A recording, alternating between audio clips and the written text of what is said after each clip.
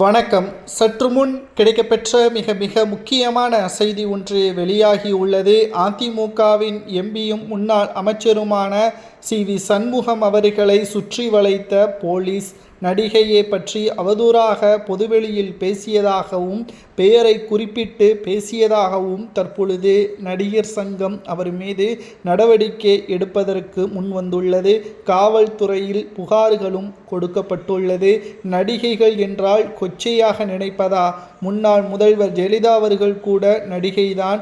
அவரை பற்றி பேச முடியுமா அல்லது பேசித்தான் பார்க்க முடியுமா என்றும் கேள்விகளை தற்பொழுது சி.வி. சண்முகம் அவர்களுக்கு எதிராக பலரும் முன்வைத்து வருகிறார்கள். குறிப்பாக இதனால் பெண்களது ஓட்டுக்கள் கணிசமாக அதிமுகவிற்கு விழுவது கடினம்தான் என்ற தகவலும் தற்பொழுது கிடைக்கப்பெற்றுள்ளது.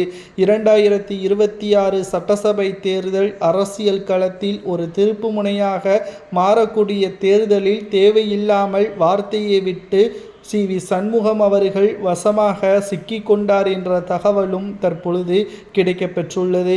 2026 சட்டசபை தேர்தல் அரசியல் களத்தில் ஒரு திருப்புமுனையாக பார்க்கக்கூடிய நிலையில் OPS அவர்கள் பலமுறை கூறினார், சி.வி. சண்முகம் அவர்களுக்கு பேச தெரியவில்லை, வசமாக பொதுவெளியில் சிக்கிக்கொள்வார் என்று பலமுறை பேசியிருந்தார்.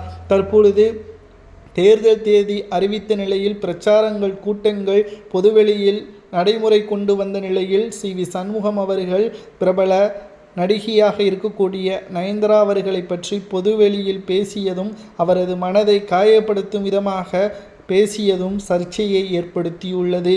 இதனால் திமுகவிற்கு சாதகமாக பெண்களது ஓட்டுக்கள் போகும் என்றும் OPS அவர்கள் கூறியுள்ளார். உடனடியாக சி.வி. சண்முகம் மீது நடவடிக்கை எடுக்க வேண்டும். இதனால் காவல்துறையினரிடம் புகார்களும் பலரும் கொடுத்து வருகிறார்கள். மேலும் இதற்கு எடப்பாடி கண்டிப்பு தெரிவிக்கவில்லை என்றால் நிச்சயம் அதிமுகவில் பெருவாரியான வாக்குகளை இழக்க நேரிடும். பெண்களது வாக்குகளை இழந்தால் அதிமுகவின் நிலைமை டெபாசிட்டை கூட பெறாது என்ற குற்றச்சாட்டுகளும் தொடர்ச்சியாக முன்வைக்கப்பட்டு வருகிறது.